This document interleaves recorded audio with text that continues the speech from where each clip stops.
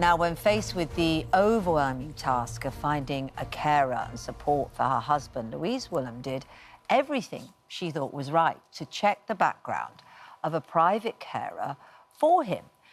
He has advanced Alzheimer's. Well, Rachel Goodman had insurance, she had the right experience, and her basic DBS check, that stands for the Disclosure and Barring Service, which flags somebody's criminal convictions and cautions, well, that came back clean. But she wasn't.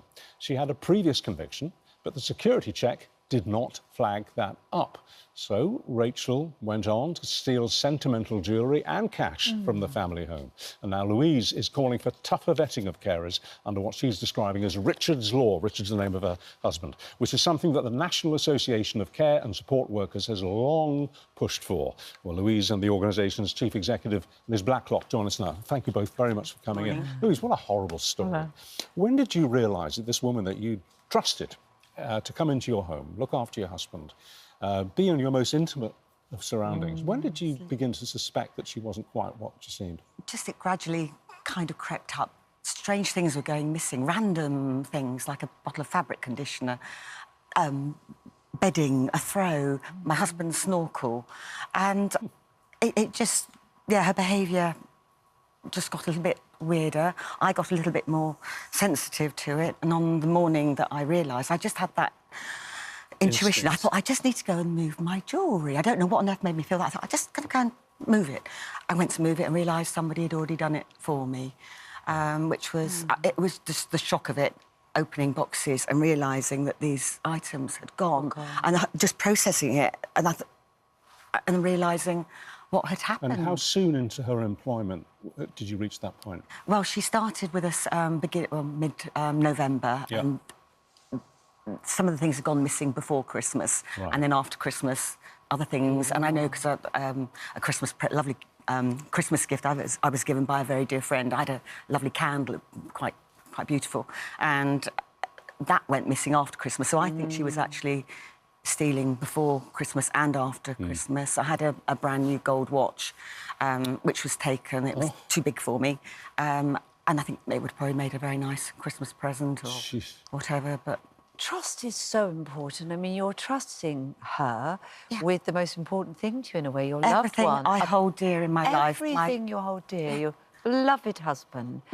And that must have felt terribly betraying. And the worst thing is you felt you'd done everything right. I did, yes. It was absolutely shocking.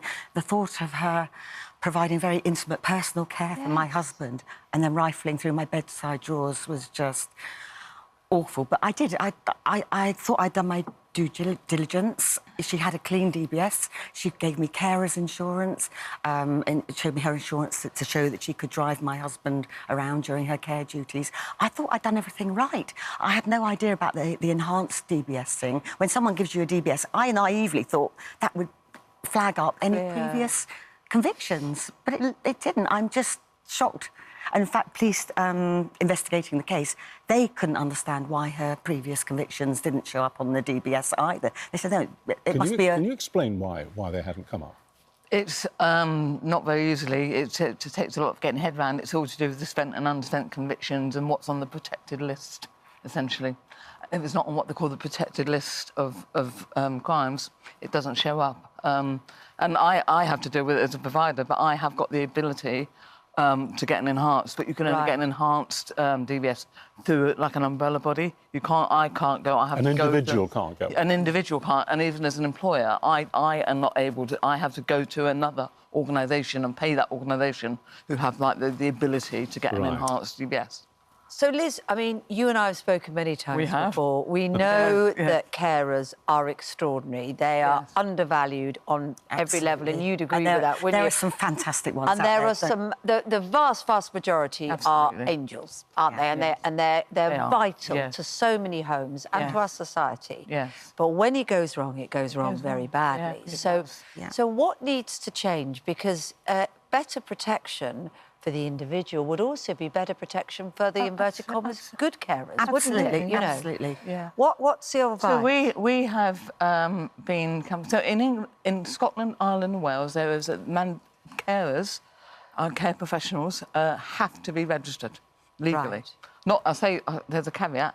Carers who work for providers and not individuals. So when you mean provided, it's mean when you go to an agency, you know, you're not eligible for sort of supported care. You need to, and we know not necessarily. It's just however you choose to get your care. Some people don't want to use a provider, like Louise. Louise wanted. She thought having someone independent gives them, and there are some people who are against the register because they feel it's going to remove choice. It isn't going to remove choice, right? But they feel it will remove choice because it takes away their choice. But a one-to-one bond. Yes, exactly. Or maybe the continuity. Yes. With a bigger company, you wouldn't necessarily get the continuity. Have the same person. So essentially, what you're asking for is for individuals to have the same rights to get all the extra information, the enhanced information that an organisation has. Absolutely. It makes sense, surely, that you're doing a job where you're going into a vulnerable person's home. Surely it makes sense to have this register. I don't know why anybody would be against that. And then, you know, people could be struck off if they've behaved inappropriately.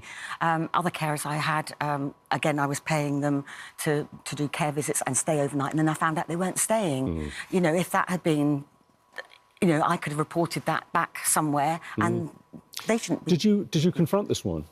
No. I realised she was due to come and look after Richard when I was going to go to work, and I discovered the theft. I rang my daughter and said, I just want to ring up and have it out with her and just give me the stuff back. And she said, no, Mum, go to the police, go through due process, which is what I did. Are you in a happier place now?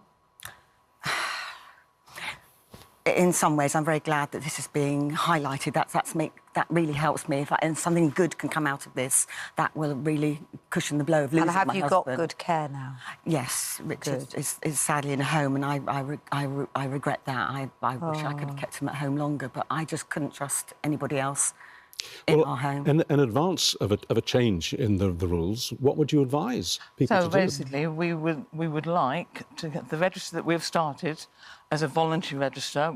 In an ideal world, the government will take it and they'll say, we'll do this, and we're not the party. They want to do that, you know, but we don't, at the moment, we don't see that happening. So we've set up a professional register that will be voluntary, so you still get the choice, so people can be then added. So you've got an additional layer of safeguarding. It adds protection. It adds professionalism, and therefore there's a net for people like Louise. They've got somewhere to go.